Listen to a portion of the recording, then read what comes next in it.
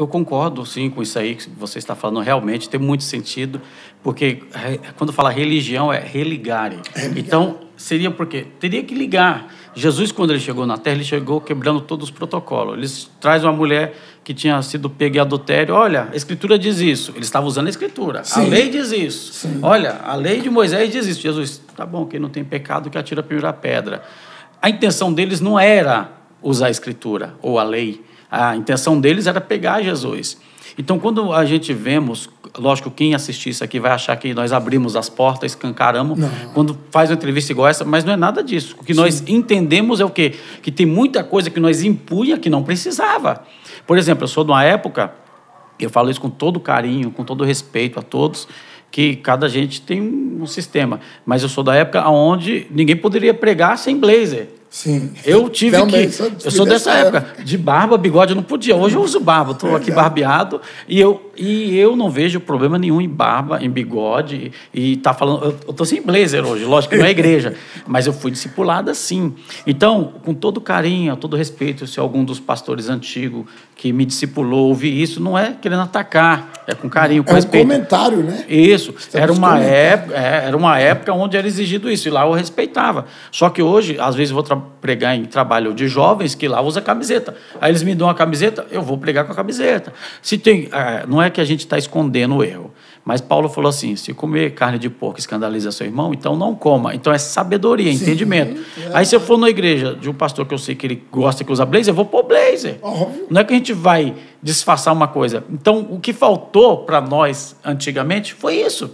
A ter esse equilíbrio, ser maleável com os nossos filhos. Quando falo os nossos, estamos citando todos em geral. Então, era muito rígido mesmo. Hoje em dia, já se vê... Por exemplo, chapéu. Você lembra que tinha que usar chapéu? Sim, lembro. Televisão era proibido, era pecado. Eu sou dessa época, pastor. Também. Então, eu lembro que a gente ia orar na casa da irmã, tinha uma televisão ligada, eu fazia assim, eu entrava lá com o rosto virado, porque eu achava que era pecado. Eu fiz isso, muitas vezes eu entrei na casa, eu virava o rosto para não olhar para a televisão. E hoje nós temos programa de televisão. Nós se corrompemos? Não, nós começamos a usar a inteligência, o raciocínio, e estamos usando a televisão, a mídia, o YouTube, ao nosso favor. Porque, na verdade, não é a televisão em si que é pecado, é o que tem na televisão, é o que passa na televisão. Então, todo crente ele tem que ser temperado para saber o que convém e o que não convém. O que precisa é essas orientações. Irmãos, cuidado com o que você assiste. Hoje, nós temos um veículo de comunicação que até uma criança hoje usa, que é o celular. Entra na internet, navega, você tem contato com pessoas de países lá em lugares que você nem imaginaria. E você consegue ter esse contato. É incrível isso. E engraçado, pastor, é que, graças a Deus, eu tive uma habilidade... Quando eu falei de religião, claro, é como o senhor disse, religião é religar, né? Mas existem situações em que tantas portas se abriram e dando-lhe a oportunidade para todo mundo ligar, porque todo mundo, na verdade, uma vez que a pessoa tem uma igreja, tem uma religião, ele é religioso, isso é um fato, né? Mas quando a gente fala a religião, o religioso, aí já dá para entender que é aquela pessoa bem conservadora, aquela pessoa que impõe tudo na risca e tal, e tal. Mas antes de considerar a religião ou aceitar a ideia, por mais madura que seja a pessoa, numa ideia ligada à religião, eu prefiro saber no que ele quer me ligar. Porque vai ter pessoas que eu preciso de religar também, é responsabilidade minha. Fazer uma ligação com ela a Deus, do jeito que eu me liguei a Deus, através de uma religião. Então, hoje eu tive sempre esses cuidados. Hoje tenho meus filhos na igreja, nunca desviaram também, nasci no berço cristão, meus filhos também permanecem, são casados hoje, sempre me deram orgulho, meus filhos. Que bom, que maravilha. Graças a Deus, eu falo isso porque eu procuro mais do que tudo ter cuidado, como eu disse para o senhor, que tem pessoas que são tão direitas. Eu conheço homens e mulheres de Deus e às vezes tem uma situação de filhos e filhas e eu tenho certeza que não são culpa deles.